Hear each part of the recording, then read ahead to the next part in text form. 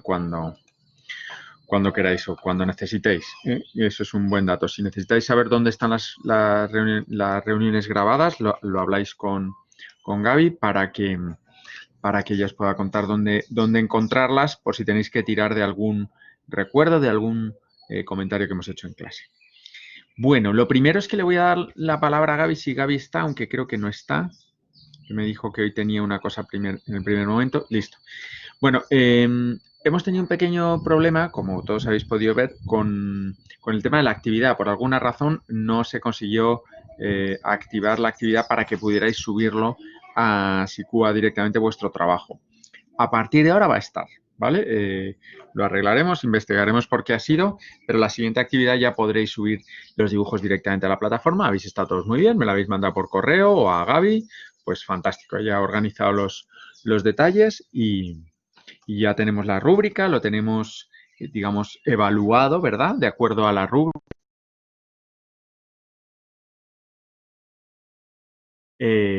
Y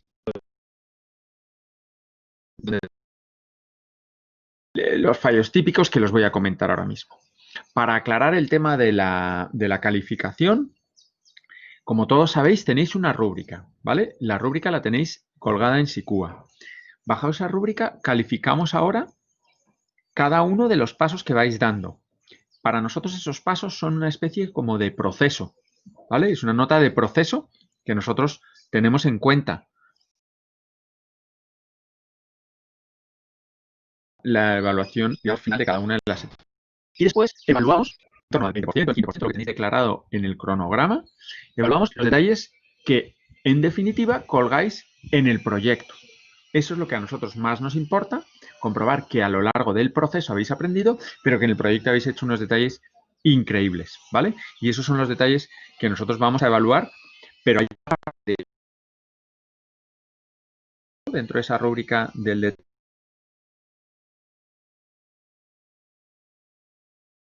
Pilas con ellas, entregarlas todas, habéis estado muy juiciosos, todos las habéis dibujado, pese a las dificultades que se han producido, y es que, claro, como teníamos clase el viernes, ¿cierto? Y luego había un puente, pues nos ha ocurrido que todo el trabajo ha tenido que ser el fin de semana, pero bueno, no siempre va así. Mi idea no es que trabajéis los fines de semana, es que trabajéis 8 horas por semana, ¿sí? Eso es un poco la idea. En torno a eso, yo he entendido perfectamente, primero es el primer ejercicio, estábamos como con la típica cosa de que nos conociéramos y que nos conectemos. Y segundo, pues ha sido la mala suerte del puente y entonces no había un lunes para preguntar y no sé qué, y no había más que momentos festivos. Pero sí que es verdad que en la medida de lo posible yo intento los fines de semana descansar. Por lo tanto, me cuesta mucho contestar correos.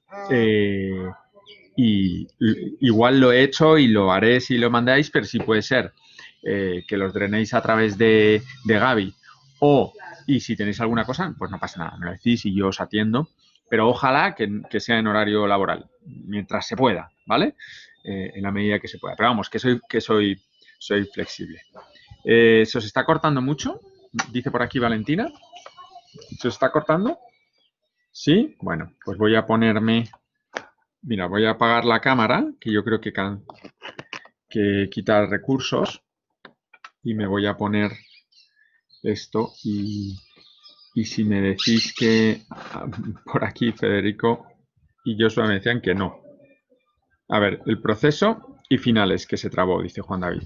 Bueno, lo que quería decir es que estas prácticas, si veis que se corta, me volvéis a interrumpir. Estas prácticas a mí me sirven como una nota de proceso, ¿cierto? Y que cuando entreguéis el proyecto definitivo en cada una de sus fases, en la estructura, en las envolventes, en no sé qué, lo que entreguéis en proyecto es lo que yo voy a evaluar. Pero en esa evaluación hay una fase de proceso que tiene que ver con todo esto que estamos haciendo de las prácticas. ¿Vale? ¿Alguna duda sobre esto?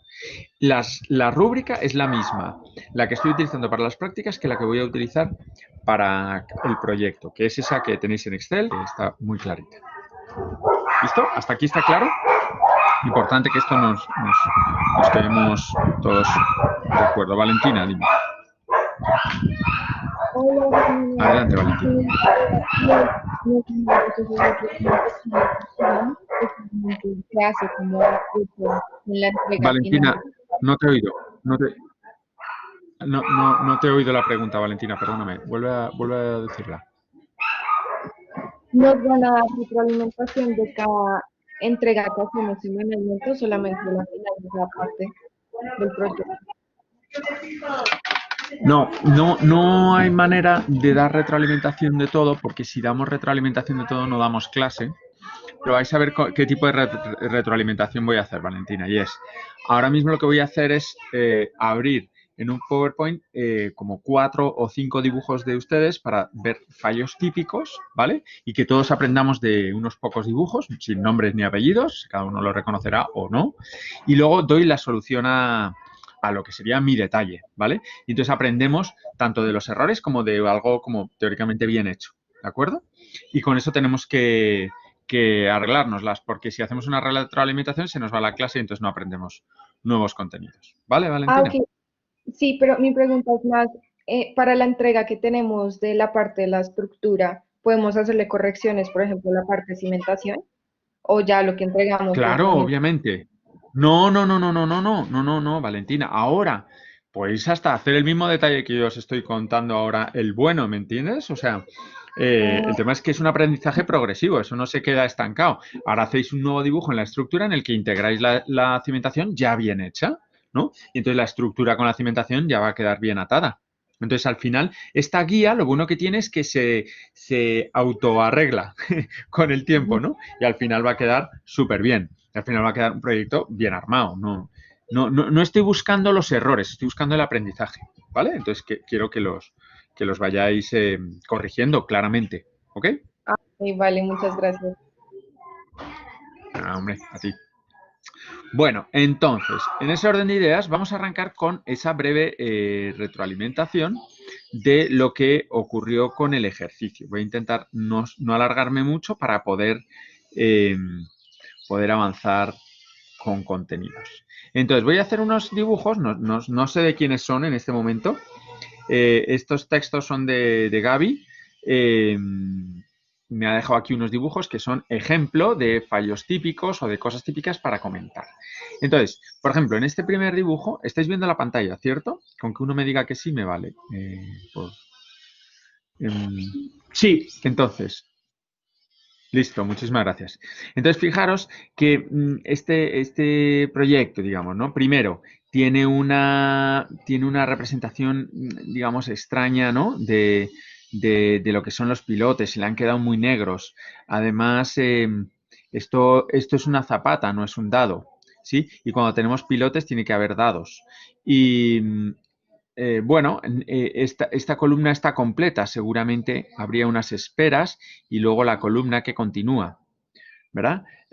Bueno, hay una serie de errores como típicos y luego, por ejemplo, este tiene solo representada la armadura y en esta otra columna tiene representada la columna completa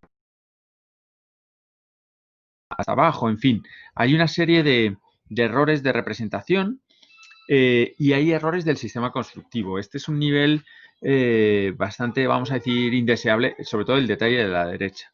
El de la cimentación superficial un poco más, pero de nuevo, un muro pantalla es un muro pantalla, ese es el que baja, yo os lo expliqué. ¿Sí? Un muro pantalla no tiene zapata. ¿Sí? Y esta es una zapata que está bien, pero no está apoyando en el menos 1,60, que decíamos que ese menos 1,60, como es una distancia corta, se puede arreglar con unos pozos de cimentación a través de hormigón ciclópeo o algo similar. Entonces digamos, hay fallos también en el proceso constructivo. Este otro detalle, por ejemplo, pues es un detalle que es escaso, vamos a decir, ¿no? Le faltan muchas cosas. Digamos, esto de aquí no son dos paredes que da la vuelta. Aquí hay un hormigón de concreto, pero aquí no hay. Ninguno de los detalles que yo les mostré, esto da la vuelta así. Hay que tener cierto rigor en lo que hacemos, ¿verdad? Porque nosotros no podemos compactar. Dice terreno compactado. Entonces uno parece que el terreno compactado es esto, pero que también es esto, y nosotros no podemos compactar lateralmente, ¿vale? Entonces, tengo en en el proceso de dibujo,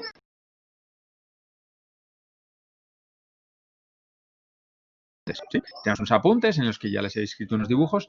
Hay errores de representación, de achurados y demás, pero sobre todo es que no hay profundidad en el sistema constructivo. Y los descriptores no están completos. Es decir, apoyo de la parrilla, pues tengo que decir cuántos centímetros, de qué es el apoyo de la parrilla, ¿verdad? O sea, tenemos que tener un poquito más de profundidad en los descriptores. Vamos hacia dibujos que están cada vez mejor. Este es un dibujo en el que, bueno, este es un dado y dos pilotes hincados que ya sí tienen un sentido. Es muy parecido a la realidad y efectivamente cuando ponemos un dado y ponemos pilotes no tenemos que llegar a la profundidad de unos 60 que decía, sino que los propios pilotes son los que bajan y buscan el apoyo. Y en el caso del muro encofrado a dos caras, pues nos permite hacer todo lo que es el drenaje, ¿verdad? Faltan cosas por terminar, pero como conceptualmente está bien. Lo que pasa es que está corto de definición y cortos los textos. Sí, hay errores de representación, se ve mucho más este achurado que todo lo demás del dibujo y creo que no es necesario los colores. Es decir, el tema de los colores no nos aporta más información. Cuando ya sabemos leer detalles vais a ver que se pueden hacer con un solo color y simplemente con algunas texturas que nos diferencien algunas partes o achurados del sistema. Este detalle cada vez va mejor. Fijaros que este no tiene colores y la cosa, pues oye, tiene un poco de todo. Tiene el muro pantalla preexcavado. Entonces se ve claramente que como era muro pantalla ha tenido que hacer una cámara y un tabique. Eso está muy bien. Por aquí está la placa de contrapiso, el recebo, la grava. El subdrenaje que yo os puse mal porque puse 10 milímetros y eran 10 centímetros. Error mío, y ahí, pero directamente él ha encontrado que, hombre, que 10 milímetros no podían ser los tubos, ¿no? O sea, parecía como que no, y directamente los ha puesto de 10 centímetros y está bien. Bueno, está bastante bien. Hay errores, algunos errores de representación, hay, digamos, textos de distintos tamaños, ojalá todos tengan el mismo tamaño, ¿verdad? Y la escala de algunos achurados, como esto que no es, pues es desproporcionado. Pero está mucho mejor. Y por aquí vemos un detalle ya, bueno, Super Pro, no sé de quién es. De Juan Martín Sánchez, perdóname que te haya dicho el nombre. Y a pesar de que, bueno, pues tendrá sus cosas y sus errores, ¿no? Por aquí me falta saber si esto es recebo, si esta es la solera drenante. Tiene errores, pero bueno, tiene mucha más definición y, bueno, pues un trabajo que está bien hecho. Hay algunas cosas muy raras, como esto que interrumpe el concreto, ¿verdad? Pero hay un gusto por el dibujo mejor. Mis consejos para este tipo de dibujo, aparte de que haya errores constructivos que los vamos a ir mejorando, es que los textos, hay textos muy chiquititos que no se leen, hay textos que se leen mejor, hay líneas que atraviesan los textos. En términos generales, intentemos ser más limpios. Si yo pongo aquí solera drenante, no le atravieso con esta línea, ¿vale? Para que se lea bien. Entonces, los textos bien ordenados, las cotas que sean las que son precisas están bien, ¿no? En fin, mejor el detalle, pero de pronto hay demasiado gusto por los achurados y entonces yo aquí veo todos los achurados, pero entonces ya no distingo lo que es puntitos de lo que es armadura, ¿vale? Además, las armaduras deben de tener, estas armaduras, por ejemplo, son dos barras, una de 12 milímetros en este sentido y otra de 12 milímetros en este sentido.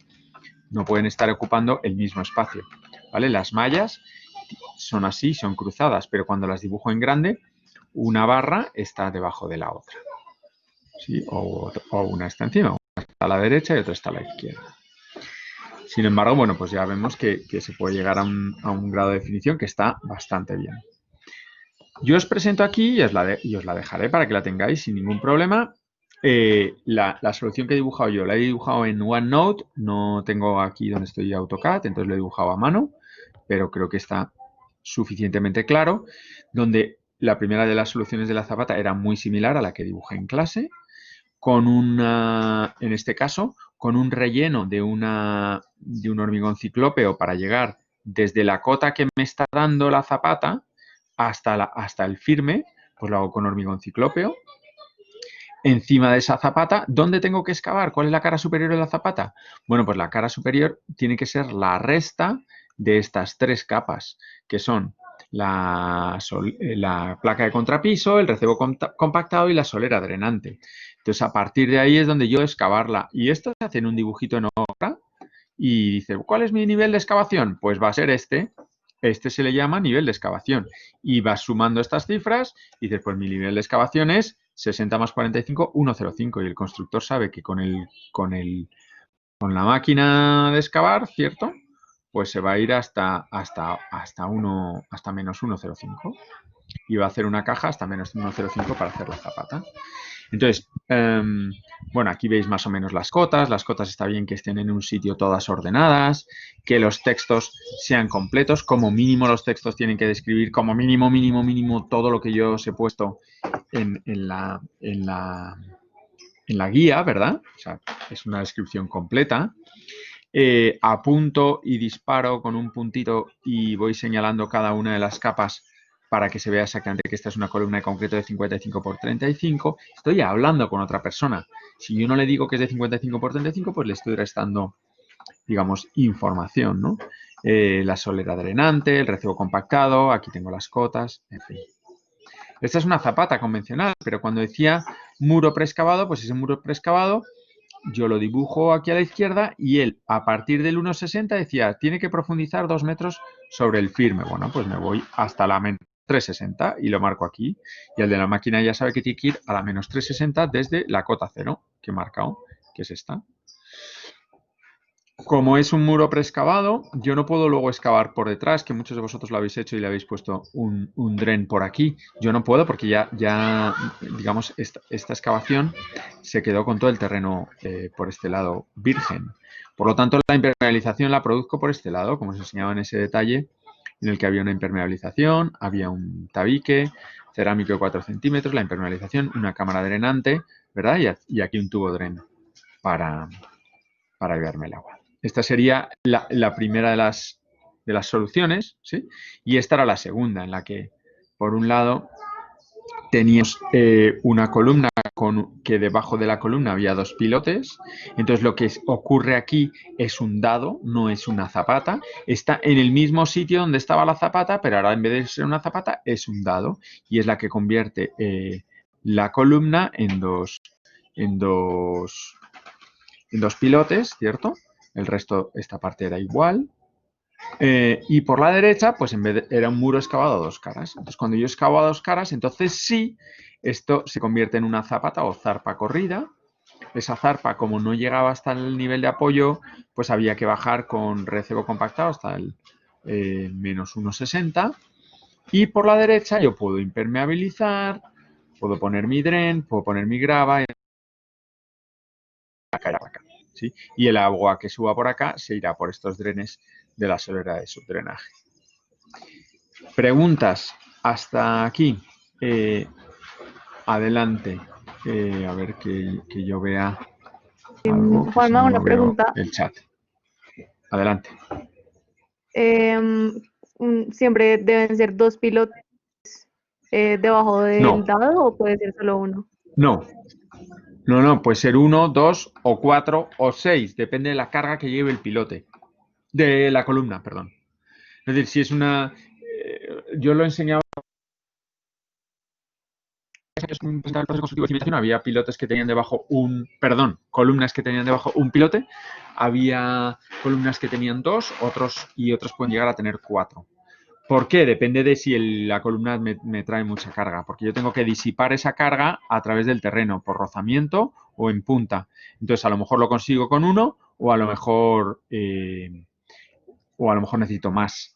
Entonces, lo ideal es que siempre los pilotes tengan más o menos el mismo diámetro. ¿Por qué? Porque el de la máquina utiliza la misma barrena siempre, ¿no? Siempre hay 40, por ejemplo. Entonces, pues si tiene tanta carga, si la carga es X, pues me vale con 1. Pero si la carga es muy grande, pues tengo que usar 2. Entonces, aquí está la columna. Si la carga es muy grande, pues tengo que usar 4 y la columna está aquí. ¿Vale? La columna puede estar o aquí, o aquí, o aquí. ¿Más preguntas? Adelante.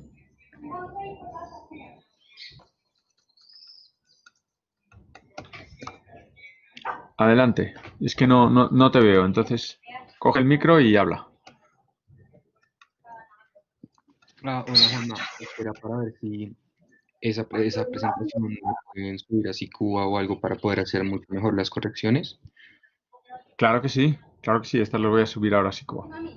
Perfecto, gracias. Juanma, yo tengo una pregunta. Adelante. Es que en la guía, en la fase, bueno, en la cimentación superficial, debajo del muro pantalla preexcavado, había como un bullet point que decía zarpa corrida bajo muro. Está, Entonces, estaba mal, perdóname.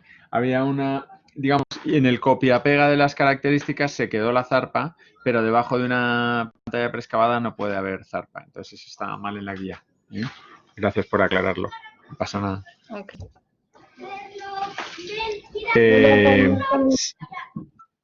Adelante. También te quería hacer una pregunta. ¿Podrías volver a poner el dibujo que tenías ahorita? Sí. Es sobre la estufa debajo del muro. ¿Tiene que ir corrida o uno la puede centrar?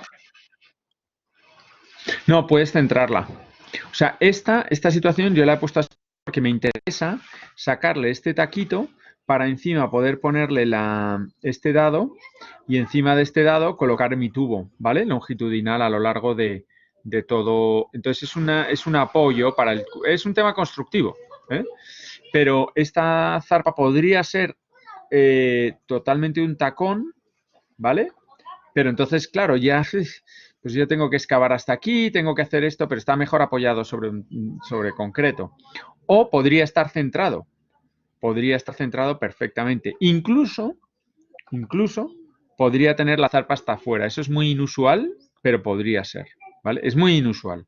Puede estar donde quieras estructuralmente, pero en los muros suele estar más derivado hacia la izquierda, por lo que os decía de que cuando el muro quiere girar, esta zarpa empuja sobre esta cimentación o sobre este terreno que tenemos acá y entonces el propio terreno le responde sujetando ese giro, ¿no? Entonces le ayuda a la estabilidad del muro, pero puede estar centrada, sí, puede estar centrada. Muchas gracias. Nada. ¿Quién más tiene alguna pregunta? Yo tengo una pregunta. Por Adelante. ejemplo, en el caso donde por ejemplo, cuando hay zapatas en las cuatro pues esquinas, supongamos, las zapatas se juntan con la viga de amarre. Cuando hay muro de contención, la cimentación no se agarra, o sea, no hay una viga de amarre. No, porque ya la propia zarpa, como es corrida, ya está amarrada. Es decir, por ejemplo, en el caso que tengamos dos columnas, ¿verdad? Con dos zapatas, y aquí tienes un muro, ¿cierto? Y este muro tiene una zapata corrida. Bueno, pues esto ya está atado. Lo que hay que atar es, hay que hacerle una viga de aquí a aquí, hay que hacerle una viga de aquí a aquí y hay que hacerle una viga de aquí a aquí. Esas son las tres vigas que necesitaríamos para que toda esta cimentación quede amarrada. O sea que ahí sí se vería una viga de amarre entre en la zarpa corrida y la zapata. O sea, mi pregunta es cómo se Sí, conectarían. así, de aquí a aquí y de aquí a aquí. Entonces, por ejemplo, de este muro saldría, si aquí tenemos, por ejemplo, imaginemos que aquí tenemos la viga de amarre, pues habría una viga de amarre con 4 dados, ¿no? Y aquí aparecería otra viga de amarre con 4 dados. O sea, con cuatro barras. Y estas dos se unirían allí. Como tengo todo el piso y las orejas, no sé qué, pues no se estaría viendo en este caso porque quedaría como detrás, ¿no? Imagínate que yo te estoy haciendo un corte por aquí. Entonces esta viga no se estaría viendo. Pero si no, sí, sería eso. Una viga aquí y quedarían unidas. ¿Vale? Ok, y en el caso del otro muro que es preexcavado y pues que no tiene esa zarpa, no se amarraría, o sea, no tendría viga de amarre. Es una muy buena pregunta. Mira, en ese caso lo que podemos hacer es, si yo tengo que amarrar esto a esto, yo tiro la viga, ¿no? Llego con esta, aquí tengo, sí que me acepta, digamos, las 4 barras, ¿no? Lo voy a pintarlo más grueso. Aquí sí que me acepta la viga con las 4 barras, pero entonces yo me voy hacia la derecha y llego aquí y digo, uy, aquí yo no puedo hacer una viga. Sin embargo, puedo hacer algún elemento de transición entre este y este. Y este es lo típico que ocurre con el concreto cuando ya está hecho. Si yo me encuentro un concreto ya hecho, lo que puedo hacer es unos taladros, si necesito amarrarlo, puedo hacerle unos taladros, le meto unas barras dentro de ese taladro y esas barras, ese hueco luego lo relleno con una resina y entonces queda como una especie de conector. Esta barra funciona como de conector y entonces yo puedo poner la viga aquí. Puedo poner la viga aquí pegadita, pero tiene unas barras que me conectan y me unen con el muro.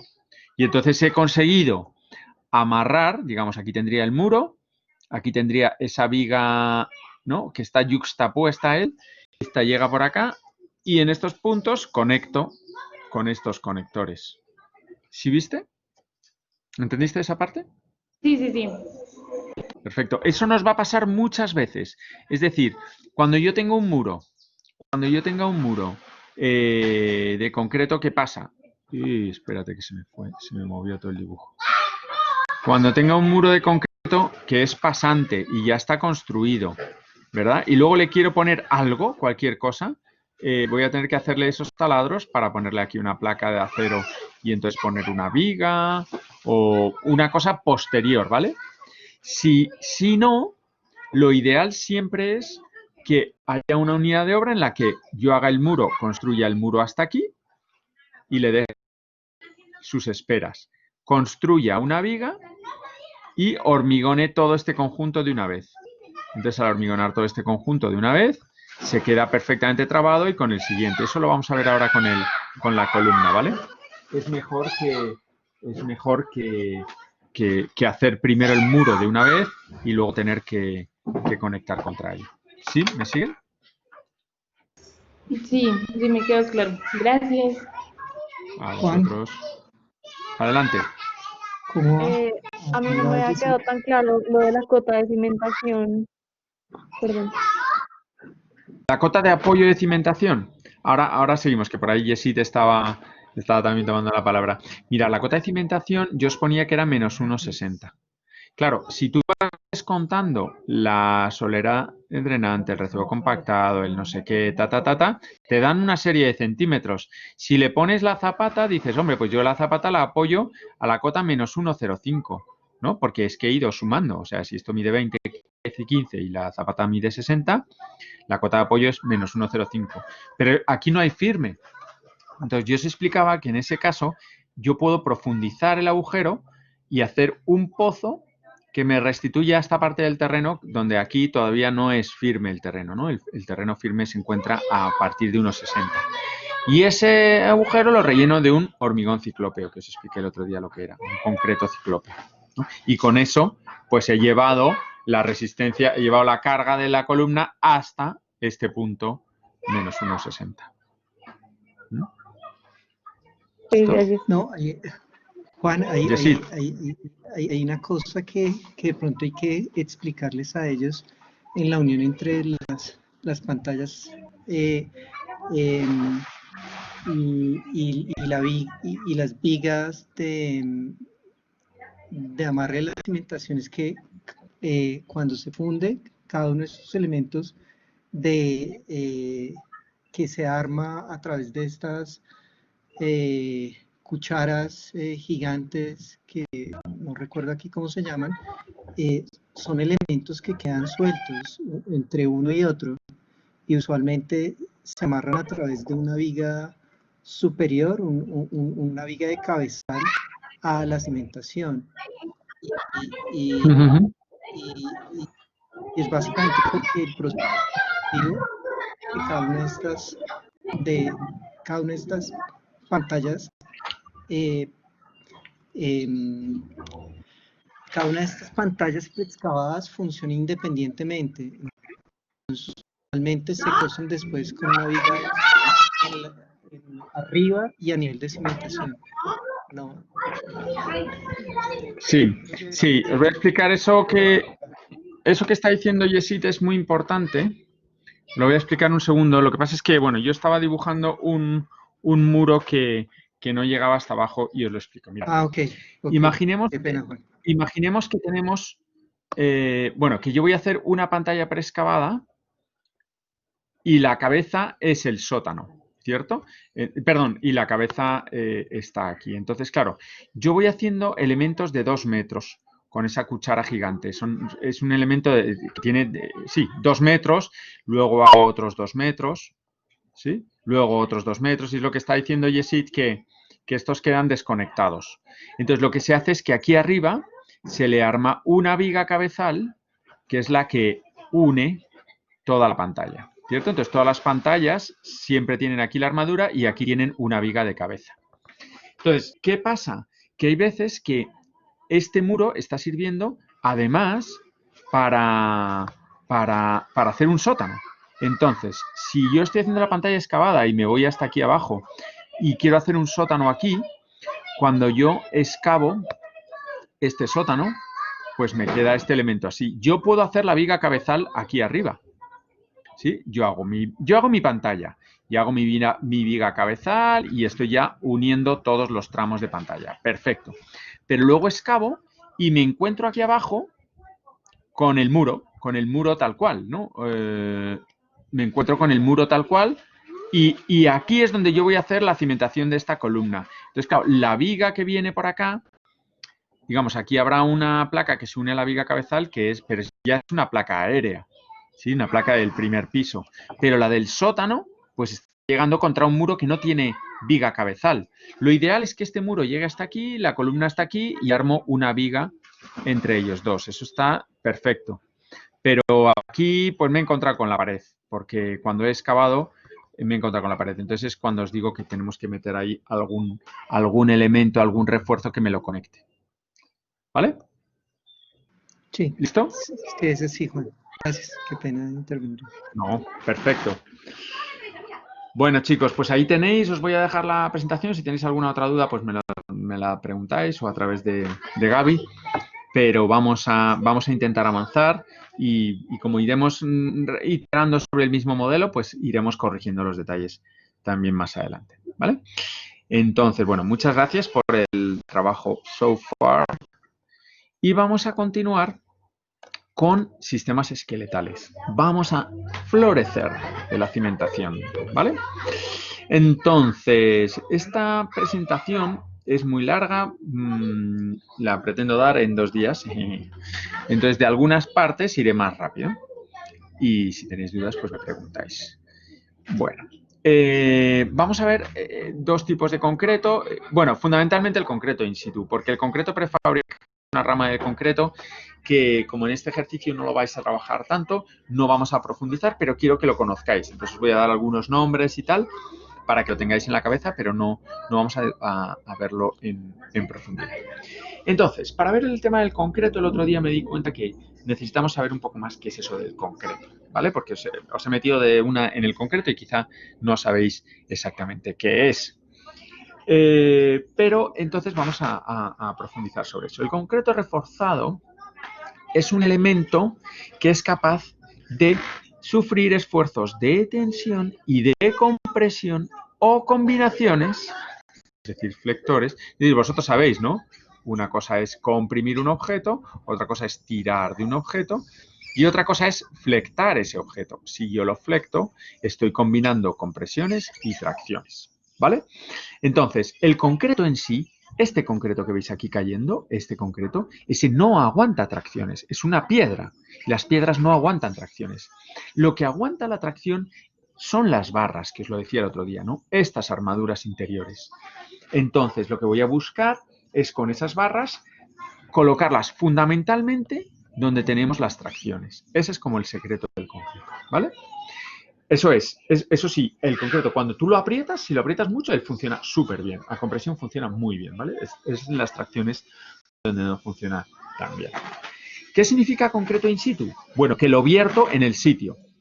¿Ves? Aquí estos señores están colocando primero unas formaletas, ahora vamos a explicar qué son las formaletas, después va a colocar las barras y después vierto el concreto en el sitio. Verter en el sitio es lo contrario a prefabricar. La prefabricación hace que el concreto lo construyo en un taller y lo desplazo y lo llevo construido. Pero aquí llego y lo vierto en el sitio.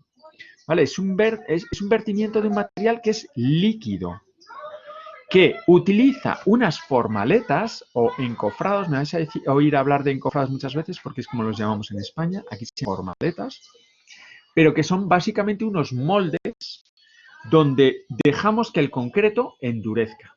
Porque al cabo de un tiempo este concreto endurece muy fuertemente, entonces ya no necesita la formaleta. Pero mientras tanto, sí, fijaros que aquí este señor tiene una formaleta de madera, está el tipo ahí metido, ahí va a verter el concreto y al cabo de un tiempo quito la formaleta y el concreto se mantiene perfectamente estable porque ya ha endurecido, ha cogido su resistencia. Bien, ¿cómo son las mezclas o cómo se diseñan las mezclas en concreto? Bueno, digamos que para determinar qué cantidad de producto tiene que haber de cada cosa, tenemos que hacer una mezcla entre cemento, arena, agregados y agua. La arena es, como todos saben, arenita, ¿sí? Los agregados son una especie, son gravas, son estos circulitos un poco más gordos, que son de 3-4 centímetros, son gravas de 3-4 centímetros. Esto es arena milimétrica, arena, ¿sí? El cemento es ese producto que, digamos, hace que todo ligue y que sea fuerte, y el agua, pues es el agua. La mezcla de estos 4 elementos en unas determinadas composiciones, ¿verdad? O con unas determinadas proporciones, me va a dar que el material sea más rígido o más, digamos, más sólido o más líquido. Si tengo más agua, el material es más líquido. Si tengo menos agua, el material va a ser más compacto. ¿Sí? Entonces dices, ¿qué prefiero? ¿Que sea más líquido o que sea más compacto? Pues depende. Fijaros, y esto quedároslo en la cabeza para siempre. Con más agua, igual más trabajabilidad. Trabajabilidad. ¿Qué quiere decir eso? Que es un material más parecido a la miel, que se va a colorar por todos sitios y va a rellenar muy bien el molde, ¿vale? Con menos agua, el material es más pastoso, entonces se quedan bloques que rellenan peor los moldes. Es menos trabajable, pesa, cuando tú lo quieres arrastrar, este señor está rastrillando, casi no lo puede mover porque casi está ya muy duro, ¿verdad? Ahora, el que es más trabajable, claro, tiene una desventaja, y es que como tiene más agua, tiene menos resistencia. A menos agua es menos trabajable, pero es más resistente.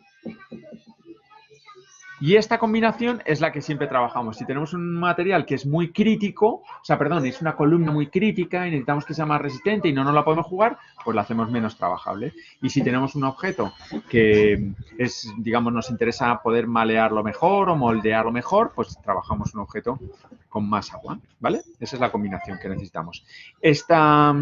Estos ensayos que se hacen en sitio, ¿no? Son ensayos en los cuales vertemos el concreto, sacamos este cono, ¿verdad? Y de la posición inicial vemos hasta dónde baja. Y esta diferencia, por ejemplo, 7 centímetros del cono Abrams, este se llama un cono de Abrams, pues nos dice cuánto está de pastoso o no el producto. Y nos dice si el producto ha venido más trabajable o menos. Bueno.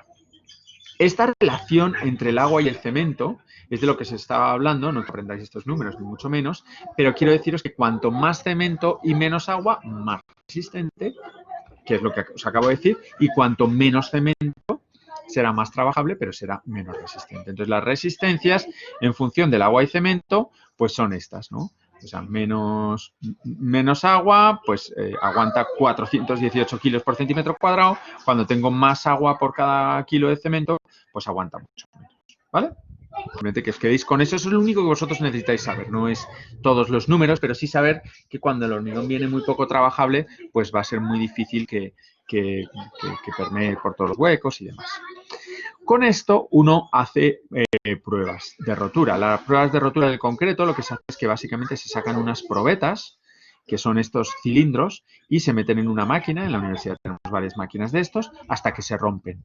Cuando rompemos, nosotros estamos haciendo toda una estructura, estamos haciendo pilares, columnas, no sé qué, zapatas, no sé cuántos, y mientras hay un señor que coge y de un trocito coge un trocito de concreto del que vertieron en esta columna, ¿cierto? Entonces, viertan aquí toda la columna y le dice el otro, oiga, ¿me vierte un poquito aquí en este cilindro? Y entonces el del camión gira el camión y vierte aquí en esta probeta.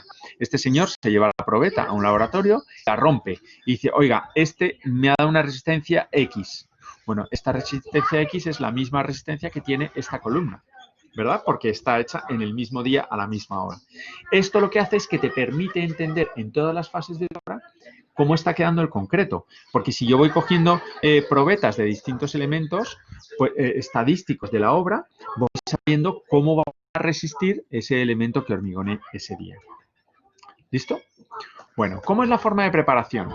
Pues está desde la forma más manual a la más prefabricada o la más industrializada, ¿no? La forma más manual, que es esta que os presento acá, es colocar y poner una montañita de arena y hacerle un pequeño cráter, como si fuera un volcancito. Dentro de ese cráter echo el agua y luego echo el cemento y los agregados. Perdón, esta montañita es de arena y de agregados, le hago un agujero, le echo el agua y el cemento. Y empiezo a envolver la mezcla y echo la arena hacia adentro, esto es como un pastelito. Y entonces empiezo a mezclar hasta que todo queda unido. Claro, este es un método que cansa mucho, ¿verdad? Y es muy demasiado artesano. Y es difícil de medir todas las proporciones. Entonces, bueno, pues inventaron esta cosa que son las hormigoneras o las mezcladoras portátiles. Entonces este elemento va dando vueltas, continuamente va dando vueltas y tú le vas echando las proporciones adecuadas de cada uno de los productos, de cemento, arena, grava y agua, y va mezclándolo. Y eso se puede hacer también en camiones hormigoneras. Ustedes habrán visto esos camiones que van por la ciudad, ¿no? Que son unos camiones que son así, ¿no? Y que tiene una cuba y esta cuba va continuamente dando vueltas. Entonces, desde una fábrica, desde un silo, en una fábrica, echo el concreto dentro de este camión y el tipo transporta el concreto hasta la obra continuamente dándole vueltas. ¿Por qué le está continuamente dándole vueltas? Para que se quede bien mezclado y que no fragüe. Cuando dejas de darle vueltas y lo depositas, puede llegar a fraguar y quedarse sólido. Entonces habría que, si se solidificara todo aquí, pues echábamos a perder el camión. ¿Vale? Bueno. Aquí dice, bueno, hay muchas cosas que están en el texto que no las estoy leyendo, pero se las leen porque son interesantes. Pero lo importante es que el concreto debe ser vaciado a 45 minutos después de su preparación. Es decir, yo no puedo tener una fábrica a 3 horas de distancia y llevar el concreto en un camión porque me va a fraguar y no me va a servir. Entonces es muy importante que cuando el camión llega a la obra veas el albarán de cuando ha salido el tipo desde la fábrica para ver cómo está de fluido o de trabajable el concreto. Después lo voy echando en capas horizontales y hay unos tipos que empiezan a extenderlo. Hay unos tipos que está extendiendo el concreto para que se quede en capas horizontales homogéneas y mientras hay otros tipos por aquí que están vibrando, que es de lo que hablábamos el otro día. Entonces, ¿qué es esto del vibrado? Lo que yo les iba diciendo, fijaros que están todos al tiempo, ¿eh? O sea, echan y según echan empiezan a repartir el concreto de manera horizontal y mientras otros están vibrando inmediatamente. Porque si fragua, ya no puedo vibrar la oquedad o el agujero de aire que os explicaba el otro día que había dentro del concreto, se queda. ¿Vale? Pero si voy vibrando mientras se echa, pues queda muy bien. Es que estas cosas son clave, porque si no, luego ya no hay quien lo arregle. El concreto lo que pasa es que cuando termina de fraguar, quedó como quedó. ¿Vale? Entonces, cuanto más vibro, mejor. Y listo. Luego hay otra cosa que es el tema de el fraguado, el control del fraguado. Mirad, lo que hace el concreto cuando fragua es que hace una reacción exotérmica. ¿Qué quiere decir eso? Algo exotérmico es que expulsa calor. En la traducción química, desde que es líquido hasta que es sólido y el fraguado, expulsa calor. Al expulsar calor, elimina parte del agua que tiene en su interior, se evapora. Y ese agua evaporada es la que genera los agujeritos que no nos interesan, ¿vale? Entonces, si estoy en un clima que además hace calor, está provocando que esa reacción exotérmica se vea acrecentada. Entonces, ¿qué es lo que tendré que hacer si hace calor? Pues lo que puedo hacer es protegerlo con un plástico para que no pierda la humedad y fragüe más despacio, o puedo incluso regarlo. Puedo, una vez que he echado el concreto, echarle agua con una manguera para ir aportándole el agua que está perdiendo. ¿Para qué? Para retrasar el fraguado, para que el fraguado sea más lento y por tanto no se generen esas fisuras que se producen por retracción o esos agujeritos que se llaman coqueras. Bien, si el clima es frío, me pasa lo contrario. En un clima frío, yo echo el concreto, en un clima muy, muy frío, puede llegar el concreto a no fraguar. Entonces lo que hay que hacer es intentar protegerlo del frío para aumentar o acelerar el fraguado. Entonces, ¿de qué dependerá si tengo que regar o no regar? Pues de la cantidad de calor y de la humedad del ambiente, ¿vale? Para que no pierda la humedad. Espero que más o menos hayan entendido, si no luego lo extiendo. Listo, ahora vamos a hablar de algo fundamental y fundamental para los arquitectos, que es las formaletas. Dirán, oigan, ¿esta cosa tan fea es fundamental para los arquitectos? Pues sí. Miren, cuando nosotros hacemos una maleta bonita y tenemos un acabado pretendido, el resultado del aspecto que tenga el concreto que termine depende del tipo de formaleta que haya utilizado. Entonces, cuando yo digo, ¿de qué va a ser ese producto? No de hormigón o de concreto. Bueno, ¿cuál concreto? Ustedes han estado por la universidad y han visto que el W es de concreto, el C nuestro es de concreto. Hay muchísimos tipos de concreto en la universidad. ¿Cómo lo quiero? ¿Con qué acabado? ¿Quiero un acabado de puntitos? ¿Quiero un acabado rayado? ¿Quiero un acabado como en cuadrícula, como el de Tadao Ando? Sí, quiero hacer arquitectura como la de Tadao Ando. O quiero hacer arquitectura con rayitas, o quiero hacer con guadua. Cualquier elemento que esté en la cara interior de la formaleta, ese aspecto es el que se traduce y se traspasa al muro. Por lo tanto, es muy importante saber cuál es el acabado interior. Pero ahora vamos a ver cómo funciona la formaleta como elemento resistente, ¿vale? Entonces, esta formaleta puede ser para columnas, para muros curvos, para muros completos y puede ser de varios materiales. Entonces, mirad, el primer material que puede ser es el de madera, que es el más típico, ¿sí? Entonces, aquí ven algunos ejemplos de cómo son columnas, formaletas para columnas, formaletas para vigas, ¿sí?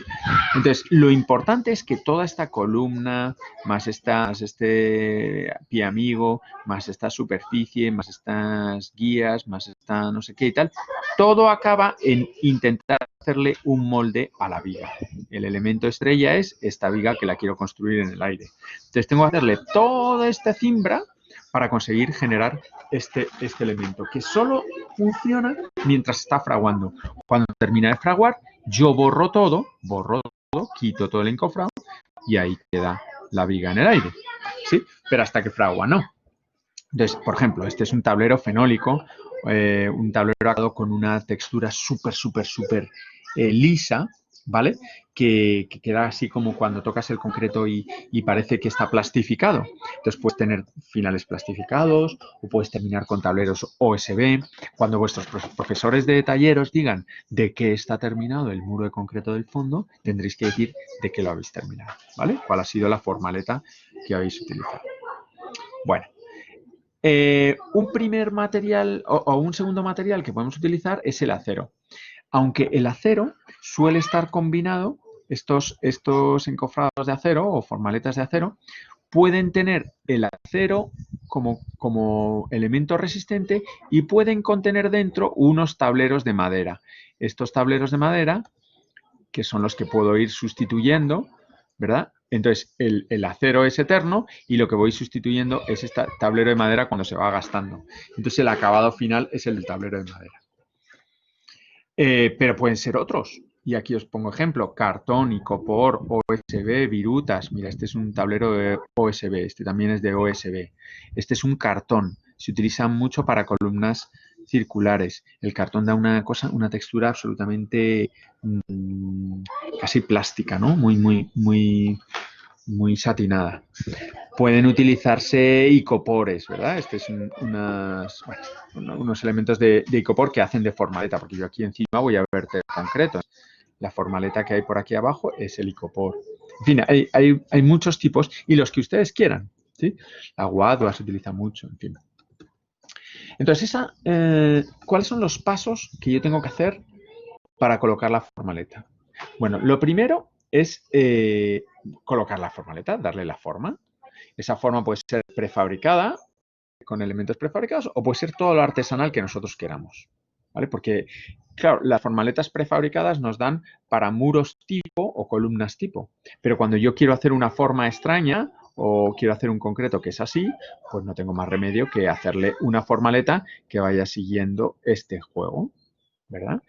Luego le tendré que poner aquí una tapa y aquí poner una tapa por acá y aquí poner otra tapa por acá y fundir. Entonces esto, pues no hay nada más que hacerlo, o no hay más posibilidad que hacerlo artesanal, ¿no? Palito a palito, digamos. Después le coloco en sus caras ACPM o aceite o grasa o parafina. Es decir, estas caras interiores tengo que untarlas de un aceitito. Es lo mismo que ustedes harían para hacer una maqueta, porque si no, cuando salga el tablero, pues no va a salir tan fácilmente. Eso es igual que si hacen un bizcocho y lo hornean, ¿no? Para poder desencofrar. Las tablas tienen que estar muy leves. Y esto sí es muy importante y provoca accidentes y es clave. Si yo vierto concreto aquí, el concreto empieza a caer en esta cimbra o en este encofrado, en esta formaleta, y pesa mucho. Cuanto más concreto voy rellenando, este va ejerciendo más presión sobre la base de la formaleta. Y cuando está de concreto hasta arriba, esto es un elemento líquido que está metiendo una presión en la base de la formaleta muy importante.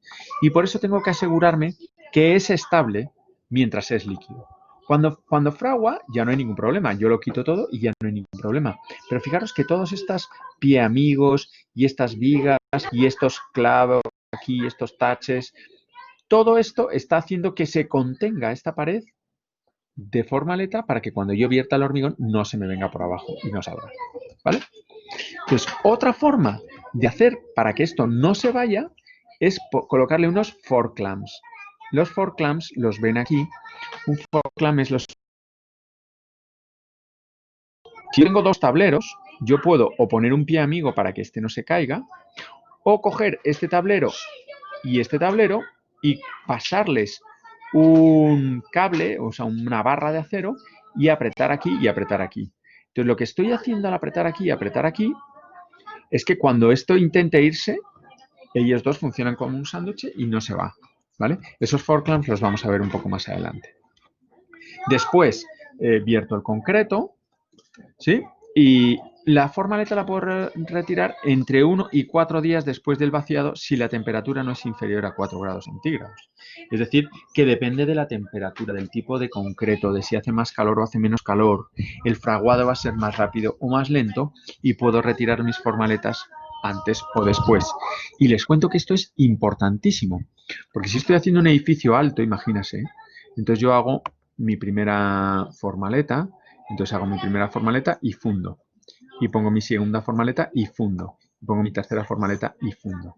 Claro, lo interesante es que estas columnas vayan cogiendo resistencia para que esta formaleta que he hecho aquí la pueda pasar a esta planta.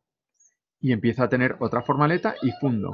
Y entonces cojo y esta la puedo pasar a esta planta y fundo. Entonces puedo tener 27 metros o 27 plantas, pero solo tengo 3 juegos de formaleta. Sí, porque continuamente voy pasando uno para arriba. Entonces es muy importante el tiempo de fraguado porque me está dando el tiempo de construcción. ¿Vale? Bueno, seguimos.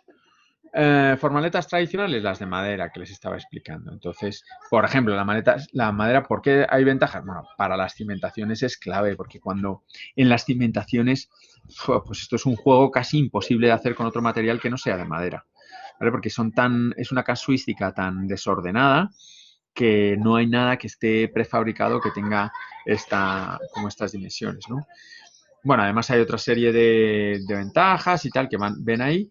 Hay un problema y es el límite de puestas. Y es que los tableros de madera cuando se mojan mucho se estropean. ¿Vale? Entonces tiene un límite de puestas. Cuando yo presupuesto una formaleta, puedo llegar a presupuestar el número de puestas que tiene en términos de vida útil. Si una formaleta tiene 8 puestas, a las 8 puestas sé que la tengo que tirar. ¿Vale? Ahora os voy a enseñar un ejemplo de eso. Listo, uso habitual, elementos pequeños o de forma singular, tableros de tabla y tablero fenólico. Bueno, ahí les dejo algunos textos para que se los lean. Por ejemplo, para las vigas de amarre, estos son las vigas de amarre de cimentación. Fijaros que aquí hay dos elementos que pueden ver que son. Estas son terminologías pues de españolas, entonces no sé si aquí todo se llama así, pero no importa. Lo importante es que sepan para qué funciona cada elemento. Fijaros, aquí tenemos bueno, lo que nosotros llamamos carreras y costillas. Y tenemos aquí unos piamigos. Bueno, fijaros lo que hay aquí dentro, que es a lo que quiero llamar la atención. Hay unos cablecitos y unas maderas. ¿Por qué son los cablecitos y las maderas? Las maderas son las que se encargan de separar para que estas dos maderas no se junten, ¿sí? Son las que guardan la distancia. Es una 40 centímetros, y yo sé que la separación entre ambos es 40 centímetros. Pero luego tengo este alambre que me une esta costilla con esta costilla, y ese alambre hace las veces del forclamp. Entonces, cuando yo eche el concreto y este quiera irse, pues no se va a poder ir, porque tiene este alambre que más o menos lo ha apuntado.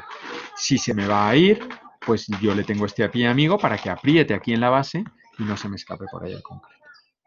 ¿Vale? Este es un poco como el esquema de una viga de amarre en el piso. Y esta sería, por ejemplo, una viga aérea. Esto es una columna y esto está a 3 metros de altura. Esto está a 3 metros de altura.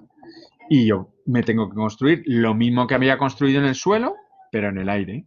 Con lo mismo, los codales, los costeros, todo, las costillas, todo. ¿Vale? Es lo mismo. Ahí les dejo esos detalles y estos dibujos. Entonces, lo primero que uno hace es el fondeado, que es el elemento horizontal o las tablas horizontales. Luego se ponen los costeros o los elementos verticales, se unen entre ellos y se vierte el concreto. Se mete dentro la armadura y se vierte el concreto. Muy importante este fondeado. Este es el momento de mayor riesgo de caídas en la edificación, ¿vale? Cuando están colocando los encofradores, están colocando estos elementos, están absolutamente en el aire. Es un momento peligroso. Bueno, la madera también se puede utilizar para elementos horizontales, que, digamos, hoy en día esto de madera, tablerito a tablerito, está bastante en desuso porque hay sistemas industrializados que son más sencillos, que los vamos a ver más adelante. Y también columnas. Yo pongo aquí en desuso, aunque en Colombia todavía se usa bastante, porque estas columnas, lo que hacen los estructurales es que ya las dimensionan, no te dicen, es una columna de 37 centímetros por 37 centímetros, no. Las columnas van de 5 en 5, 40, 35, 45, 50, ¿por qué? Porque hay encofrados que son prefabricados de acero que tienen esas dimensiones y esos pases donde tienen unos agujeritos para poder poner esta tabla a 40, a 45 o moverla para acá y tenerla a 35 o moverla para acá y tenerla a 30. Entonces, si van en tramos de 30, yo puedo utilizar formaletas prefabricadas. Para muros es lo mismo que una viga, pero en alto. ¿Sí? Y les voy a enseñar un caso práctico. Este es un museo que yo hice alguna vez en la vida. Museo de la Naturaleza que lo hice entre el 2006 y el 2008. Y lo que yo quería es que la textura del concreto, esto es una muestra que hizo el constructor, uno puede pedir que le hagan una muestra de lo bonito que quedaba, porque en un museo de la naturaleza yo quería que se viera reflejada la naturaleza de la madera en tablilla, ¿verdad? En los muros. Entonces me hizo este esquema y fenomenal. Entonces, pues a un elemento metálico, porque lo que hay aquí atrás es una formaleta metálica, le iba clavando unas maderas de tablilla de 10 centímetros de pino. Entonces esas tablillas, lo que pasa es que casi me mata, el constructor casi me mata porque él creía que iba a poder ponerle hasta 8 puestas, pero en una madera que había en la zona que cogía mucha humedad. Entonces fíjense cómo a la segunda puesta se le doblaban las maderas. Y como se le doblaban las maderas, miren, ven aquí que esto está como combado, pues tenía que ir cambiando esta cobertura, la tenía que ir cambiando casi cada 3 puestas. Y el tipo casi se arruina porque tuvo que comprar 3 veces más madera de lo que a mí me había presupuestado, ¿no? Casi me mata. Bueno, este es el esquema de los muros. Era un proyecto donde la expresividad del concreto era clave para la arquitectura. Entonces, de la definición de esa formaleta nacía el concepto del proyecto completo. Una vez hechos los muros, estaba el proyecto terminado. Entonces, fíjense, hasta los cortes, fíjense, aquí tienen la formaleta, esta imagen es porque tienen aquí la formaleta, aquí las armaduras que vienen desde abajo, ¿sí? Y este es un primer corte que en uno de los muros yo quería que esto quedara lo más natural posible y que no fuera un corte lineal, sino que fuera un corte que fuera como cayó, ¿verdad? Entonces ellos fueron rellenando la primera parte y luego colocaron la segunda formaleta y fundieron la segunda fase, porque los muros no se pueden fundir, porque lo mismo que os decía el otro día Yesid, que no puedes echar el concreto desde mucha altura, tú no puedes fundir 5 metros de altura de una vez, porque si no, el concreto que tú tiras, abajo queda súper disgregado. Entonces lo tienes que ir haciendo por fases. Entonces, si yo tengo un muro muy alto y lo tengo que hacer por fases, pues cuando hago esta fase y luego hago la segunda, pues aquí me va a quedar una línea. Entonces, ¿cómo quería quedar esa línea? Pues es pura arquitectura. Y fíjense que ese muro al final quedó así, ¿verdad? Esta es la junta que quedó entre la expresividad de un muro y otro y pues era una intención, era una voluntad mía que se relacionara con la naturaleza que la tenía al lado, ¿no? Y fuera de esa manera expresivo. Pero otro podía haber hecho, este muro se puede entender de muchas maneras. Podía haberlo hecho con encofrados con fenólico, lo podía haber hecho con encofrados de guadua, de paja, de lo que sea, de tablero. Yo decidí eso, ¿vale? Eso es a lo que os quiero decir. En cambio, en las zonas interiores me interesaba este corte con esta tablilla. Yo le ponía un elemento metálico, que luego ese elemento metálico que quedó embebido dentro del muro, de ahí yo colgaba luego las imágenes y las esculturas que teníamos del Museo de la Naturaleza, ¿vale? Entonces, pues por ahí. Cada uno va decidiendo hasta ese nivel el detalle constructivo. Fijaros que en lo que os decía antes del elemento horizontal que yo construyo de una vez y luego le voy a atacar con un elemento horizontal. Entonces, este elemento horizontal, pues si yo he construido este muro y no me he acordado de que tengo una placa que ir contra él, pues le voy a tener que hacer unos taladros y luego conectar de alguna manera extraña. Sin embargo, si me acuerdo de que va a haber un elemento ahí después, más tarde, pues le puedo dejar en la armadura un embebido, un acero que salga exactamente a la altura a la que va a venir luego mi placa, que son estas barritas, porque aquí venía luego una placa, que es la placa que da a la entrada. ¿Sí? Entonces dejo ahí la espera al siguiente elemento horizontal. Bueno, este es el Museo de la Naturaleza. Como veis, es una expresión absolutamente en hormigón o en concreto. Entonces, esa es a esto es a lo que os queremos llevar con el tema de que el material me da la expresión y me da la arquitectura y casi compromete al proyecto arquitectónico. Por lo tanto, tengo que dominarlo y detallar a qué altura va a estar el corte y detallar qué tipo de acabado. En fin, todo eso son cosas de arquitecto, no son de constructor, son cosas nuestras. ¿Vale? Listo. Bueno, ¿qué más formaletas hay? Pues además de las tradicionales tenemos las industrializadas. Entonces, las industrializadas pueden ser tanto horizontales como verticales. ¿Sí? Y entonces ahorran tiempo en el montaje y en el desmontaje, porque ya vienen prearmadas. Entonces, por ejemplo, las horizontales, pues, o para elementos horizontales, se componen de unos elementos verticales o parales, ¿no? Que en España le llamamos sopandas y aquí no sé exactamente. Puntales. Y aquí no sé. ¿Se llaman también puntales? ¿Yesid? ¿Se llaman puntales? No me acuerdo si se llaman puntales. Bueno, puntales o columnitas, vamos a decir, ¿no? De ahí salen unas vigas y otras vigas en el otro sentido y hay unos tableros preformados que tienen un tamaño X. Y entonces alguien que va metiendo estas sopandas dentro de unos pinchitos que hay aquí debajo, pues no tiene duda de dónde está digamos, dónde tiene que colocar las columnas mientras echas el concreto, porque ya está perfectamente calculado. Entonces aquí no hay fallo no hay posibilidad de fallo, vamos a decir, ¿no? Aquí tienen los elementos horizontales y esto es lo que les decía, cuando el concreto va cogiendo una resistencia, yo puedo ir quitando elementos y haciendo que llevándome parte de esta estructura a la planta de arriba que les decía. Entonces, con eso puedo, digamos, ir eliminando partes de la estructura. Estas estructuras te cuentan exactamente lo que tienen o cuánto tiempo tienes para poder retirar estos puntales y llevarlos a otro sitio. Bueno, sigamos. Estos son algunas modulares, lo que os decía del tubo de cartón para elementos horizontales. Esto es lo que os decía de los 5 centímetros para que este elemento, si yo lo voy moviendo hacia allá, me va aumentando la columna y cada vez es más grande o más chiquita, pero siempre en tramos de 5 centímetros, ¿verdad? Lo mismo para muros, y aquí pueden ver cómo están estos elementos de apriete, son los elementos que unen una formaleta con otra en horizontal. Pero esto son los fork clamps. Y estos son los elementos que hacen que cuando yo vierta el concreto no me vaya a tirar el muro. Estos fork clamps son clave, porque como ven aquí, son una barra de acero. Entonces, cuando yo termino el muro, hay un agujero de lado a lado, donde antes estaba el fork clamp, me queda un agujero. Es decir, yo hago así y ahí hay un agujerito. Y aquí hay otro. Y aquí hay un agujerito que es pasante de lado a lado.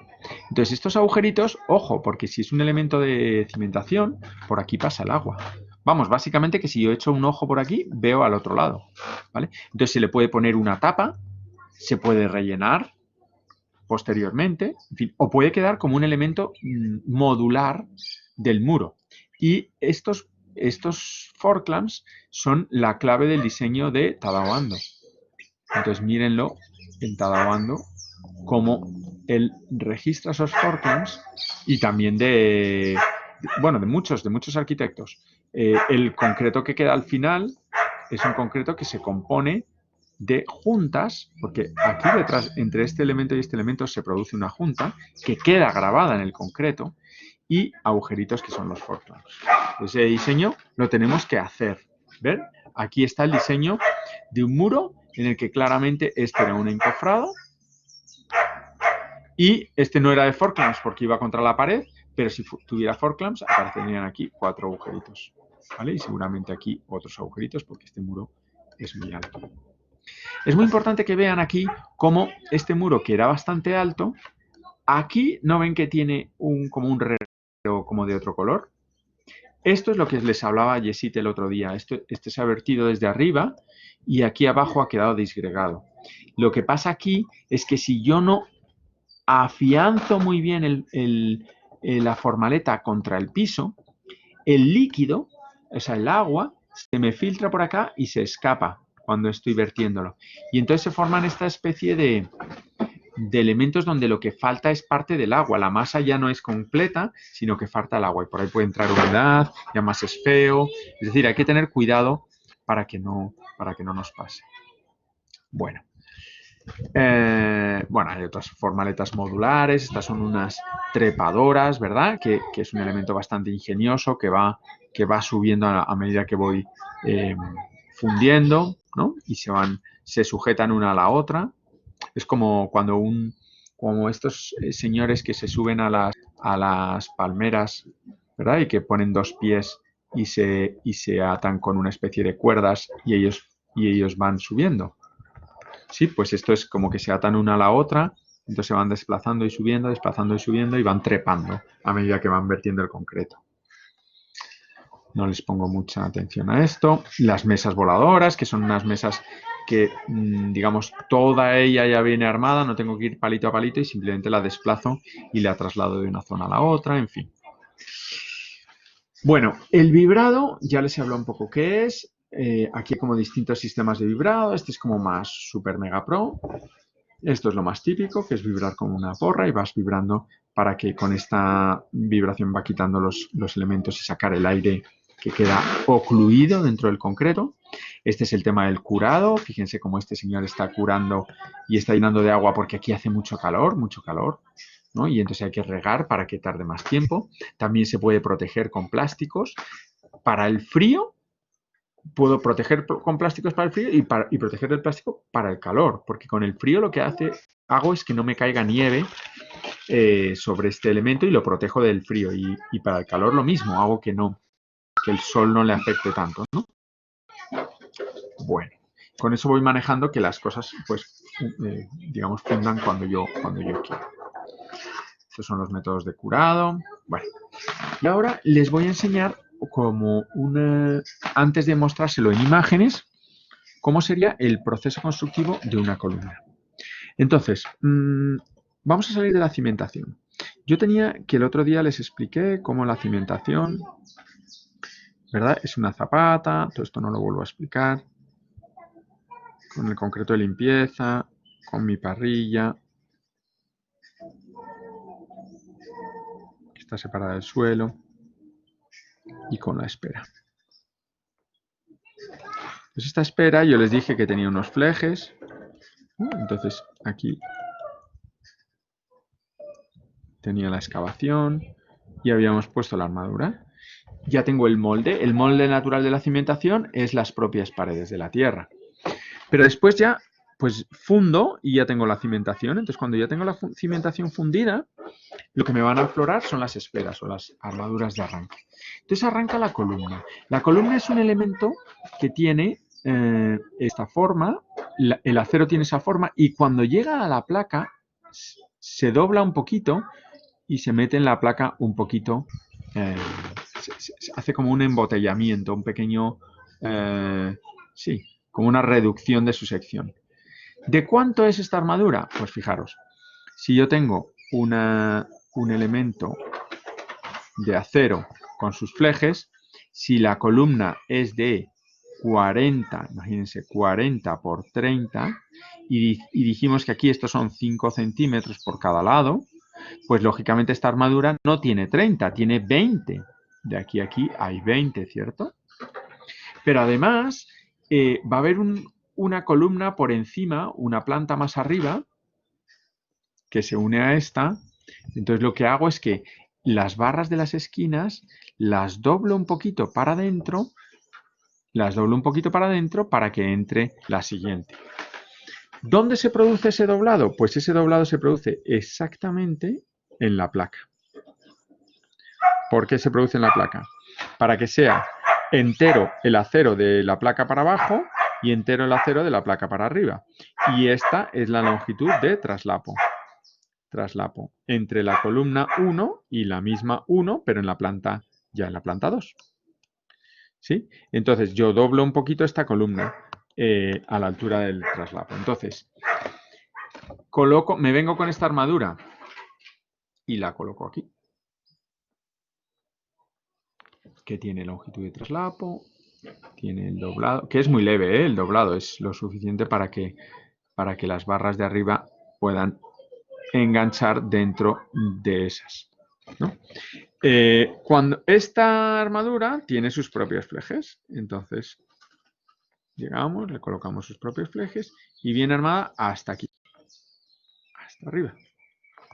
Entonces, cuando he colocado la armadura, ya puedo colocar el encofrado. Pero claro, el encofrado, acordaros, si esta es la cara superior de la placa y esta es la cara inferior de la placa, el encofrado de la columna vendrá separado de la misma, lógicamente. ¿Cuánto estará separado? Pues el recubrimiento, ¿verdad? Lógicamente, tiene que estar separado el recubrimiento.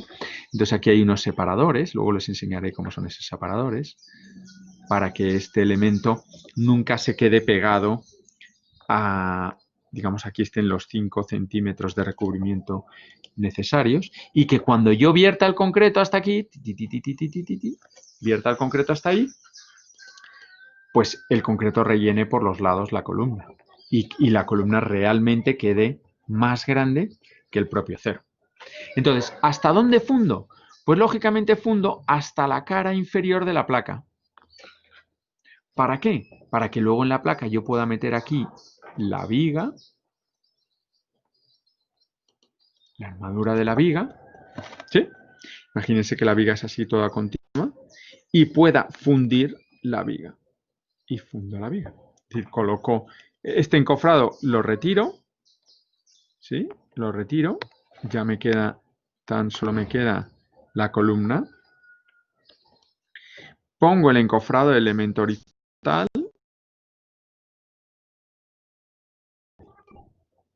Y procedo a fundir la siguiente placa, que es la viga que viene por aquí.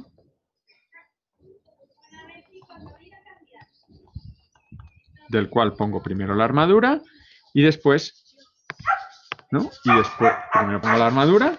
O sea, ahora mismo el concreto este estaba fundido, ¿sí? Entonces le puse aquí los puntales y sujeté el encofrado horizontal. Y esta columna ya está funcionando, ya tiene resistencia. Entonces pongo este encofrado horizontal y empiezo a verter sobre esta viga y relleno hasta la cara superior de la placa. Cuando he terminado de rellenar hasta esa cara superior de la placa, ¿qué es lo que me aflora en la placa? Pues las esperas de la columna que están esperando a la columna en su siguiente posición.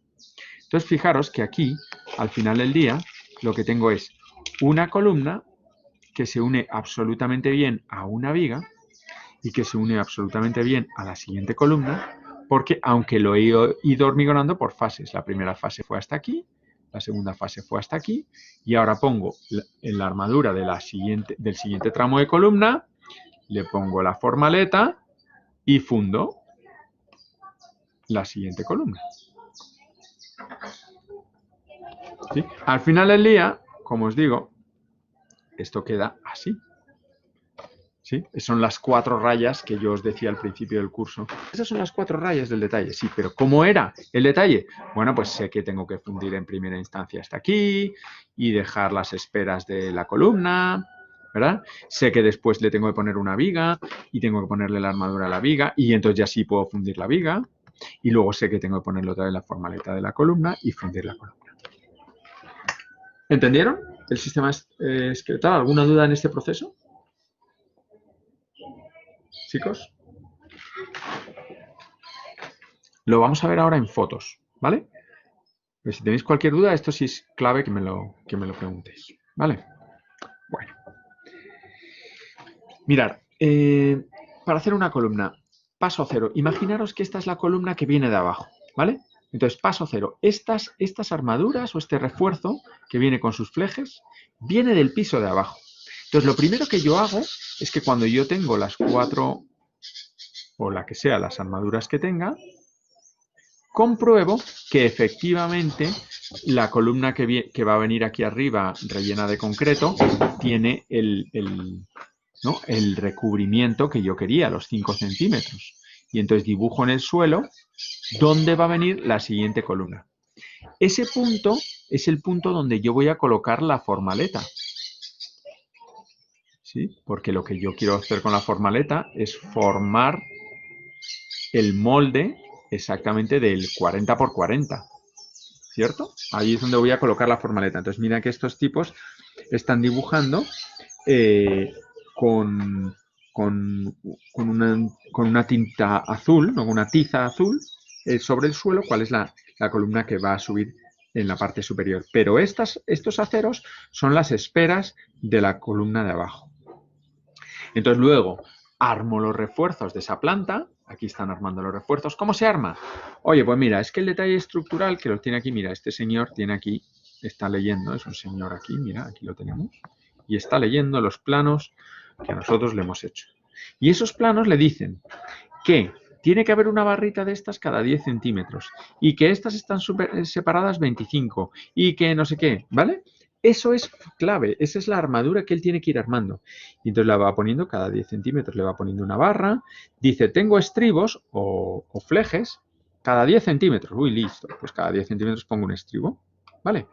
Después, como tiene aquí abajo tiene dibujado la columna, coloca una plomada. ¿Sabéis lo que es una plomada? Una plomada es un hilo y un plomo, ¿vale? Y ese hilo y ese plomo es una cosa que cuando uno se sube a una escalera, yo me subo aquí a una escalera, ¿verdad? Y lo tiro, ese plomo pues tiende a que este hilo se quede horizontal. Entonces yo tiro una plomada y digo, uy, pues está bien, me aseguro que el acero no se me esté torciendo, porque si se me tuerce, cuando yo vaya a poner la formaleta, no me va a caber. Entonces este acero tiene que ir perfectamente recto. ¿Sí? Bien. Ya veo que el acero está bien, está en su sitio y empiezo a colocarlo, a rodearlo de las formaletas laterales. Fíjense que este señor está colocándole las formaletas laterales. A esas formaletas antes, este señor, vestido de blanco, las está pintando de ACPM o de un tipo de desencofrante. ¿Vale? Ese desencofrante es el que le va a permitir quitarlo después. Después tengo que colocar los fork clamps. Los fork clamps son estos elementos, fijaros, aquí está la barra, y le meto este pasador plástico. Este pasador plástico sirve para que yo pueda tener el acero, luego tengo un pasador plástico así, está dentro, y yo puedo por un lado tirar del acero y del acero, pese a que esté cayendo aquí concreto, yo puedo tirar de este acero porque el acero, vamos a decir, está separado del concreto que estoy virtiendo a través de ese plástico, está como protegido. Entonces, cuando termina el proceso, yo esta barra de acero la puedo quitar. La puedo quitar porque ha quedado dentro de esa vaina, ¿vale? Y ese plástico queda embebido dentro del concreto y ahí se quedó para toda la vida. Ese es el plástico a través del cual nosotros miramos de un lado al otro del muro. Entonces, nada, los tipos están vertiendo el concreto, lo vibran, van vibrando mientras va subiendo. El concreto siempre hay que vibrarlo, ¿no? Entonces, este tipo, fijaros, está tirando el concreto desde aquí, entonces toda esta caída tiene. Entonces, lo mejor es que este muro no sea muy alto, porque si es muy alto, ese vertido puede disgregarse abajo. Luego se usa el vibrador y finalmente esperan 3-4 días y se quita, y aquí queda el muro desencofrado, ¿vale? Se quitan los encofrados que se llevan a otro muro más arriba, más adelante. Si vemos eso mismo en la columna, el mismo proceso que vimos el otro día y que os acabo de dibujar es este. Primero, en una columna completa, eso era un muro, pero en una columna completa, primero replanteo en el terreno la forma de la zapata. Segundo, excavo la zapata con la máquina, ¿sí? Cuando yo tengo la caja, le echo el concreto de limpieza. Fijaros, aquí está el concreto de limpieza.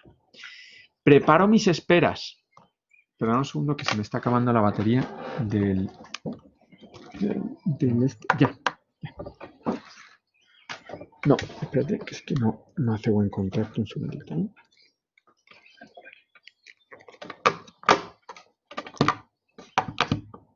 Ahora. Genial. Preparo mis esperas o mis armaduras de arranque, que son las que van a apoyar, fijaros que tiene estas patitas para apoyarse dentro de la parrilla inferior. Esto es lo que queda dentro de la zapata y esto es lo que está esperando los 40 diámetros que os hablaba el otro día.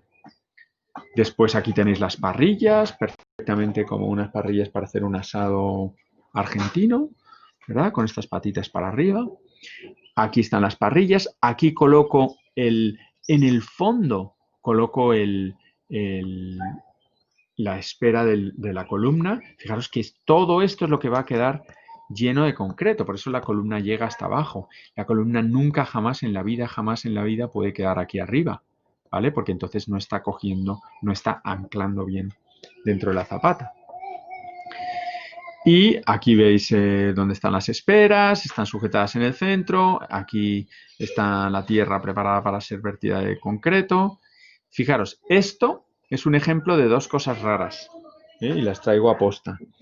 ¿Esto por qué es así? Bueno, esto solía hacer este ejercicio y hacía esta discusión y nunca nadie lo entendía. Bueno, esto es porque no es una espera de una columna, es un cáliz para meter una estructura prefabricada. Luego les explicaré lo que son las estructuras prefabricadas, ¿vale? Pero no tiene nada que ver, esto no es una espera de una columna. Es error que he visto en la vida mundial. Y es un tipo que se le había olvidado colocar la columna y la colocó encima, en la cara superior de este dado, que esto es un dado que abajo tenía pilotes. Imaginaros el desastre, ¿no? Porque esto tiene que estar aquí abajo, ¿vale? Bueno. Dos errores típicos. Listo.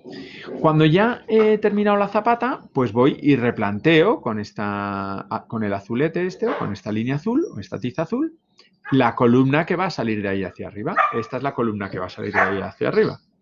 La replanteo con los topógrafos exactamente para que entre esta columna, o sea, para que cada planta yo compruebe que efectivamente entre la cara de esta columna y esta columna hay 360, ¿no? Y que no se me ha desplazado en el hormigonado y se me ha venido para un lado o para otro. Después monto la armadura del nuevo tramo. Entonces, fijaros, cuando yo monto la armadura del nuevo tramo, fijaros que hay una longitud de traslapo. Aquí están las armaduras de arriba y las de abajo. ¿Las veis, verdad? Pues aquí están dobladas durante toda esta altura. Esa es la longitud del traslapo. Y fijaros como aquí hay una parte donde se tuerce un poquito y se mete hacia adentro, y que es donde va a venir la placa, es decir, en este tramo es donde va a estar, esta es la altura de la placa, y todo esto es la longitud de traslapo de la siguiente planta. Entonces, cuando tú armas una columna, estás armando la columna en todo ese tramo, más la altura de la placa, más el traslapo que tiene que tener con el siguiente elemento. Esto es cuando ya metes el siguiente encofrado de esa parte, es decir, le estás poniendo la formaleta, que puede ser de madera o de estas prefabricadas, entonces la montas de una vez. Fijaros, aquí de nuevo vuelve a pasar lo mismo. La columna, la parte que está dentro de la placa y las esperas de la siguiente planta. Y fundes la columna. Entonces aquí ya está fundida. Por aquí va a venir la placa. Por las alturas aquí es muy importante replantar siempre muy bien las alturas. Va a venir la placa y es lo que va a aflorar en la siguiente. Lo que estoy haciendo aquí ahora es entre columnas. Fijaros, aquí está el final de una columna y el final de otra columna. Entonces, ahora le pongo el fondo de la viga. ¿Os acordáis? Es decir, tengo la columna, le pongo el fondo de esta viga, de esta columna hasta esta columna, para poder fundir esta viga. ¿Sí? Entonces ahí tienes el fondo. Aquí se está viendo que si una columna te quedó muy alta porque medí mal, pues puedes picar y llegar justo hasta la cota de la parte de abajo. Es decir, es muy importante que si esta columna se te quedó más alta fundida, que le piques este poquito para que quede exactamente enrasada con la cara inferior de la base de esa viga. Aquí está el doblado, fijaros, ese doblado de las barras para que la siguiente forma de la siguiente columna ocupe ese espacio. Ahí veis el doblado. Esto es cuando veáis esto y que las armaduras se abrazan así, quiere decir que, pues que ya no hay más plantas. Ya no va a haber otra planta encima, sino que esta es la última planta, ¿vale? Pero aquí sí hay más plantas encima. ¿Sí? Entonces luego ya coloco la armadura de una viga en un sentido y la armadura de la otra viga en otro sentido y estoy listo para fundir esas vigas. Mirad, si vemos errores o vemos que puede pasar muchas veces, pasa, ¿no? Que se me ha desplazado la columna, ojo, porque es que entonces quiere decir que los flejes, fijaros, aquí tenía que tener 5 y 5 y se ha quedado con 9 por aquí y 1 por aquí. Entonces por aquí no estoy garantizando el recubrimiento completo. Entonces es muy posible que tenga que recrecer esta columna, ¿sí? Volver a ponerle una formaleta y volver a rellenar de concreto porque si no esa parte está desprotegida. 11:30, 12:30, 1:30. Tenemos que estar a 1:30. Vale. Hay otras formas de construir este tipo de formaletas prefabricadas, que son los muros fundidos in situ, así como tan grandes. Y hay un sistema, que es el sistema Contec y el sistema Utinor. Estos no voy a profundizar mucho sobre ellos porque no los vamos a utilizar en nuestro proyecto, pero son unos muros de concreto que son súper utilizados en Colombia, entonces no puedo dejar de contarlos. Digamos que para viviendas, sobre todo en viviendas de estratos 1, 2 y hasta 3, este tipo de sistemas se ha utilizado muchísimo y se va a seguir utilizando muchísimo. A mí no me gusta nada, pero os lo cuento porque es un detalle constructivo con el que os vais a enfrentar cuando salgáis. Son unos muros donde la estructura no es tanto una estructura de pórtico de concreto, ¿sí? Yo tengo un pórtico de concreto y dentro hago lo que me da la gana, sino que cada uno de los muros que separa todas las habitaciones son estructurales. Entonces, estas estructuras hacen que todos estos elementos de 10 centímetros, son muros de 10 centímetros, estos son todos muros de 10 centímetros, sean estructurales. A los estructurales les encantan estas estructuras porque son lo que ellos llaman redundantes. ¿Qué quiere decir? Que hay más hormigón trabajando estructuralmente de la cuenta y por lo tanto frente a sismos están sobredimensionados y les funciona muy bien. ¿Vale? ¿Cuál es el problema? Que son sistemas constructivos, son muy rápidos, son industrializados, son muy baratos y cuando tengo el concreto echado, pues ya tengo las paredes hechas. Es decir, es mucho más rápido que hacer las columnas y luego tener que venir con el ladrillito o con el drywall y terminar las paredes. Es muy rápido. Ahora, ¿cuál es el inconveniente más grande? Que todos estos muros son estructurales, es decir, la configuración que yo haga en planta será la que se quede para toda la vida. Hay cero flexibilidad, nadie puede variar su habitación una vez que se la han dado y adicionalmente yo no puedo meter, no me es fácil meter, cambiar nada, ni abrir una puerta a un lado, casi ni colgar un cuadro. ¿Vale? Es una vivienda absolutamente estática. Bueno, estos son los sistemas, no los explico mucho, pero el Utinor este, os lo puede decir Yesid, es como el hit de la construcción, es con lo que se hace casi toda la construcción de viviendas hasta estrato 3, con formaletas completas, con placas completas y que bueno, delimitan los espacios nada más terminados, ¿no? Bueno, este es el sistema Utinor en el que se pone al mismo tiempo la pared y la placa. En fin, son sistemas de formaleta completos. Bien, y entonces llegaríamos a lo que son los entrepisos. Pero voy a hacer una paradita aquí para ver si tenéis preguntas hasta el momento. De todo lo que he explicado de antes. Si queréis, retrocedo hasta donde queráis. Preguntas. Voy a volver a salir. Adelante, abre el micro y pregunta. Hola Juanma, una pregunta. En el sistema porticado de concreto, en el momento que poner viguetas o riostras, ¿también necesitarían estar como conectadas por esa malla metálica, por el refuerzo metálico? Sí. Ahora vais a ver cuando explique los entrepisos, es decir, los elementos horizontales, como siempre todos los elementos horizontales, fíjate en este mismo detalle que tengo aquí, todas las mallas llegan hasta la viga, hasta el otro lado de la viga. Esa es la clave del concreto. La clave del concreto es que si yo tengo una malla que viene por acá, la otra no puede hacer así. No, tiene que hacer así. Y si yo esto acabo aquí horizontalmente, no puedo ahora colocar otra aquí. No, esta tiene que traslaparse así. Es decir, todo tiene que abrazarse, ¿vale? Porque si no se abraza, no estás transmitiendo los esfuerzos de un elemento al otro.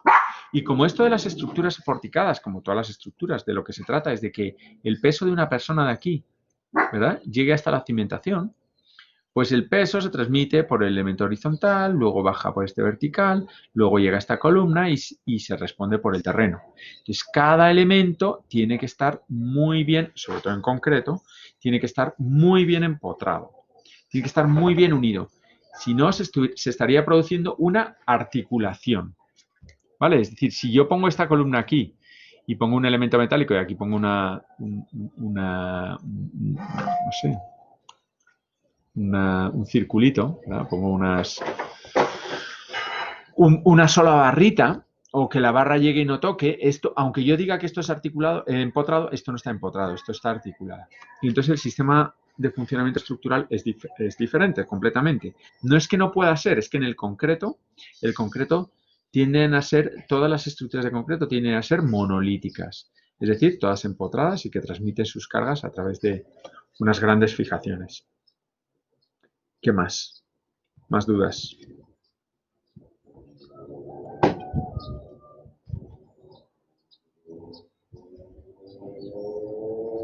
Bueno, yo ¿Algo tengo más? una pregunta. Sí, yo. Adelante, dime. El traslapo que se hace con las esperas de que salen de la zapata y cuando se une con la columna, ¿eso cuánto es o cómo se es?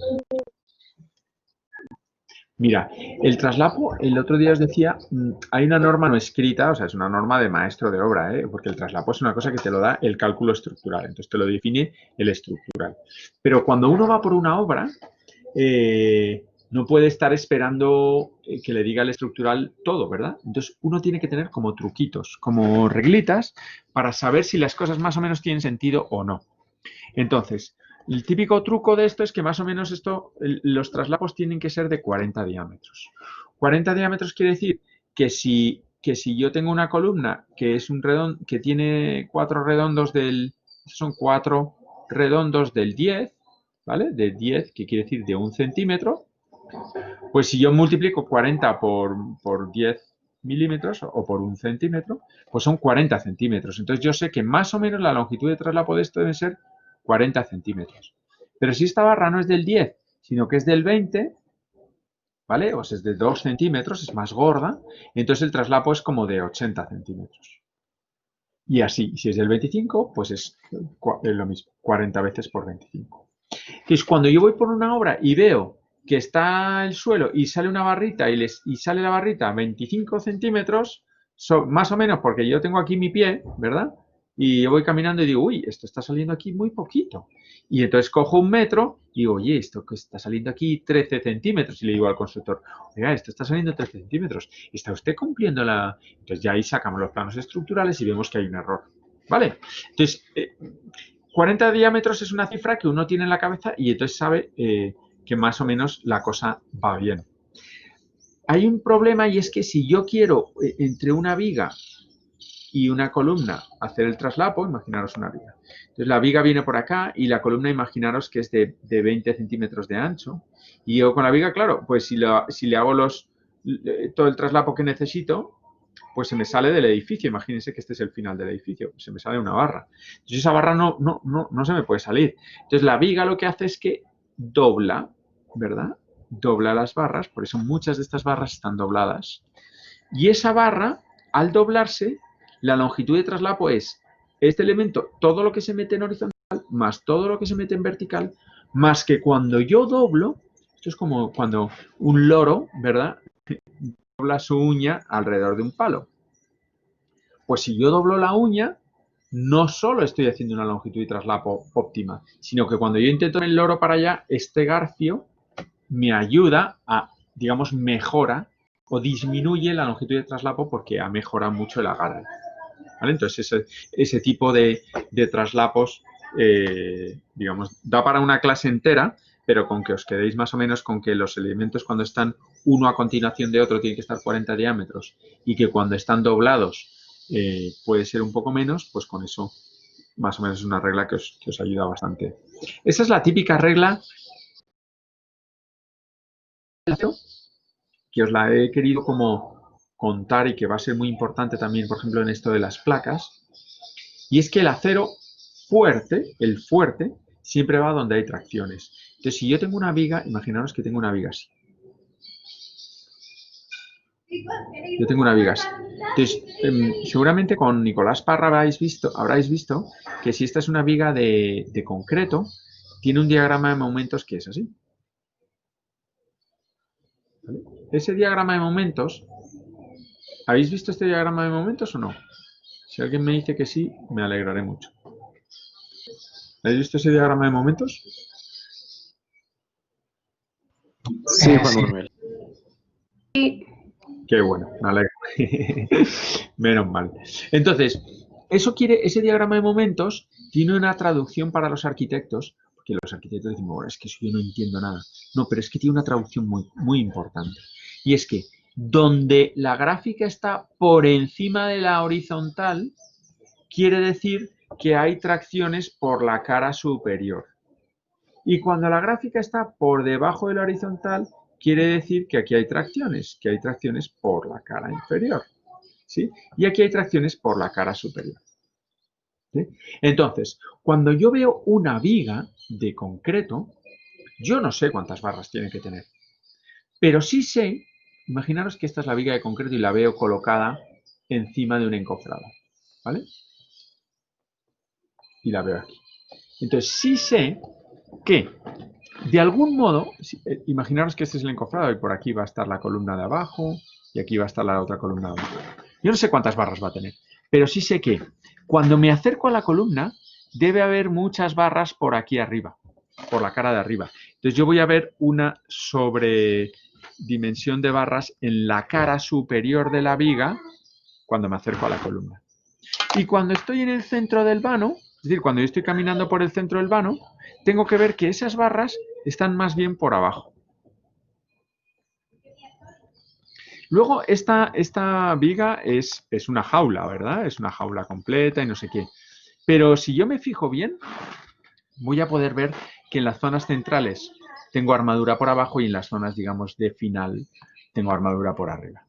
Si yo no veo eso, entonces digo, uy, aquí falla algo. Y les juro que yo no es ni la primera ni la segunda vez que me he encontrado en una obra que alguien ha cogido, ha puesto esta viga y la ha puesto al revés. Es decir, ha puesto esta misma viga así. Es que es tan sencillo como darle la vuelta. Y entonces poner las armaduras fuertes aquí y las armaduras fuertes acá, así. O sea, si yo la volteo así, se me queda la misma viga. Si nadie se fija, la viga va exactamente al contrario, porque tendría armadura fuerte abajo donde tiene compresiones y fuerte arriba donde tiene compresiones, que es donde no me sirve. Y entonces se me cae el edificio. Así de sencillo. Entonces, yo no tengo que saber hasta el último diámetro de la última barra, pero tengo que tener 2 o 3 o 4 reglas para poder entender eso. Entonces, fijaros en este dibujo que os enseñaba aquí, o en esta imagen, fijaros aquí. No se ve mucho, pero en la realidad se ve mucho más. Fijaros cómo aquí hay una barra aquí abajo, 2 barras y 3 barras. ¿Las veis? En la parte inferior. ¿Por qué? Porque estoy llegando a la columna. Pero fijaros arriba. 1, 2, 3, 4, 5, 6, 7 y hasta 8 barras. Es decir, en la misma composición, arriba están 8 y abajo solo están las 3 de montaje. Eso quiere decir que hay tracciones en esta cara, en la viga por arriba.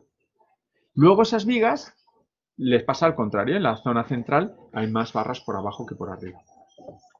¿Entendieron esto? Es importantísimo.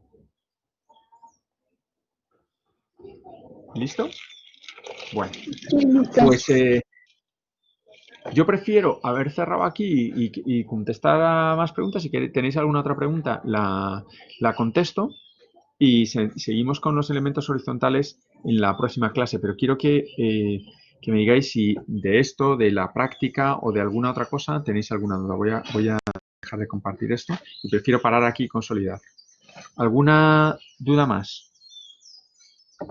Sobre el proceso de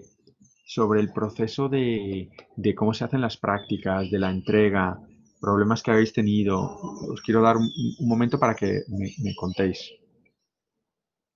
Esas barras que mostraste, que son como los refuerzos de las vigas, ¿qué largo tienen?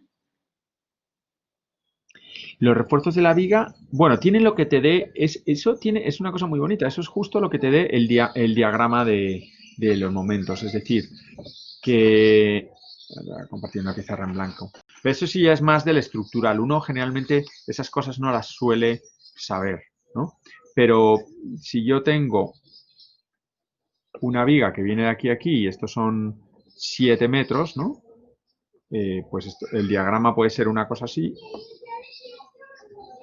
Pues las barras tienen, la longitud que tienen es esto más una longitud de traslapo. Entonces las barras son más o menos así. Y estas de aquí son así. Y las que refuerzan más la parte de abajo llegan hasta aquí y un poquito más. Y son así. ¿Vale? Entonces, si el diagrama de momentos varía y el diagrama de momentos es más, vamos a ver, o sea, tiene más momento en la parte superior y tiene menos momento en la panza y eso depende de muchas cosas estructurales, pues entonces esta barra es más así y se prolonga un poco hasta ahí. Depende del diagrama de momentos, es una cosa muy bonita, pero bueno, digamos, como nosotros no somos los que hacemos los diagramas de momentos, pues no hacemos esto. Pero sí es muy importante que sepamos, imaginaros que yo por alguna cosa de la vida estoy haciendo un elemento y apoyo una viga de concreto encima de una columna sin unirla, ¿vale? Por ejemplo, en un puente.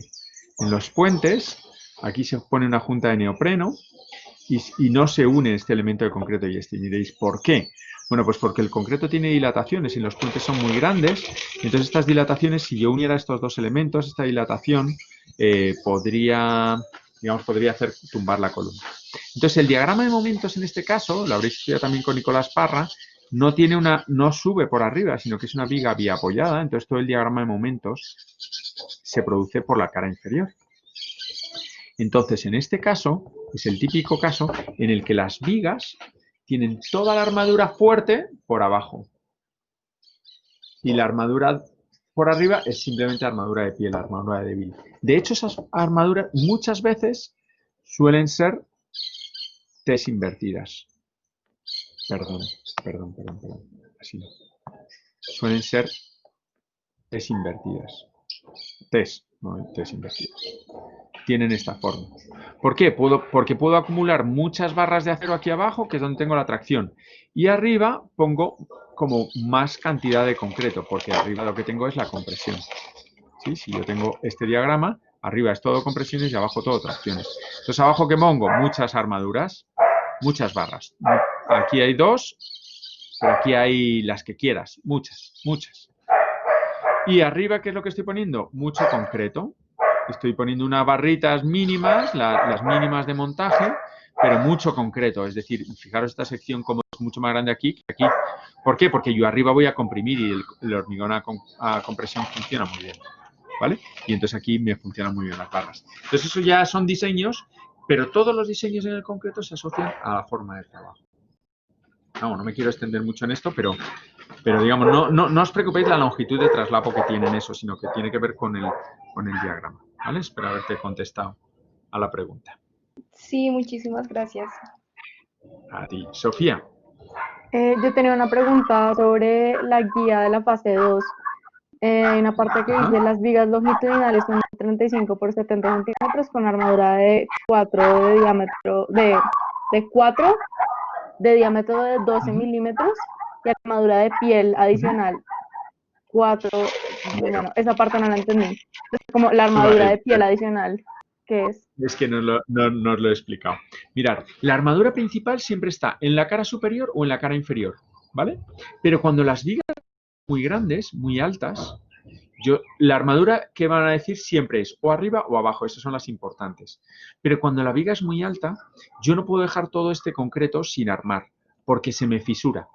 Entonces se le llama armadura de piel a una armadura que yo voy poniendo aquí, ¿sí? Que es finita y que no está haciendo un trabajo estructural, sino que lo que hace es que no se fisure el concreto. Entonces, al final esto se queda una jaula donde esta es importante y estas de acá se llaman armaduras de piel. ¿Vale? Entonces, cuando hay 4 redondos del 12, es que aquí hay 1, 2, 3, 4 redondos del 12. Y cuando hay una armadura de piel, las estoy repartiendo en las caras de la viga. ¿Vale? Esta viga es la que toda su altura es de 70 y no sé del otro que decía, si 30 o 35 o lo que sea. ¿Vale? Sí, ok, listo, perfecto, gracias. De todas formas, no os he explicado nada de vigas todavía, ni de elementos horizontales, por eso no os he dicho esto, pero lo voy a explicar el próximo día. Pero ya podéis ir como maquetando el detalle. Lo bueno de esta fase es que ya podéis ir maquetando el detalle. Me falta por explicaros todos los elementos horizontales, pero ya podéis ir como fabricándolo, ¿vale? Para que no se os acumule para el próximo día. ¿Alguna duda más sobre lo que hay que hacer para la fase 2?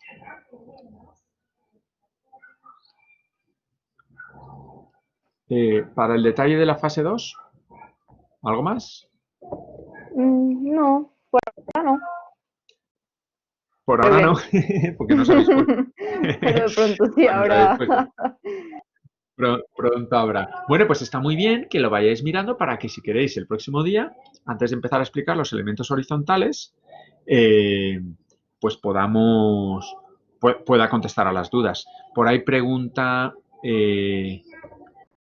Juan David. Claro, hay que hacer las dos opciones de nuevo, Juan David. El tema es que practiquemos distintas posibilidades, ¿no? Para que cuando hagáis el proyecto elijáis la mejor. Pero sí, hay que hacer las dos, ¿vale?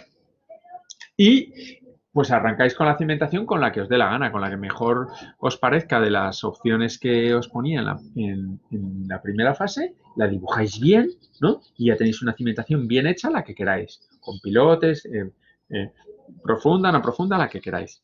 Y ya empezamos a arrancar con las columnas, con las vigas, con las placas, en las distintas opciones, ¿vale? Que como no os he explicado todavía todo, pues todavía no la tenéis, pero ya podéis encajar. ¿Listo, chicos? Bueno, pues nada, muchísimas gracias. Y nada, que tengáis buen tránsito hasta vuestra próxima clase, ¿vale? Espero que todo esto os esté sirviendo la siguiente en clase. el proyecto. Chao, muchas Gracias, Juanma, Desi, gracias a ti. Un abrazo. Chao. Gracias. Si veis que hay algo que necesitáis saber para el proyecto y que yo no os estoy contando, me lo decís. Oye, Juanma, es que todos estamos teniendo el típico problema en el proyecto. ¿Por qué pasa eso y tú no nos lo has explicado? Y entonces lo diseñamos, ¿vale? O sea, yo estoy para ayudaros para que en el proyecto salgan los detalles súper bien, ¿vale? Me lo vais contando. ¿Listo? Bueno, gracias, chicos. Un abrazo. Nos vemos en la siguiente clase. Chao.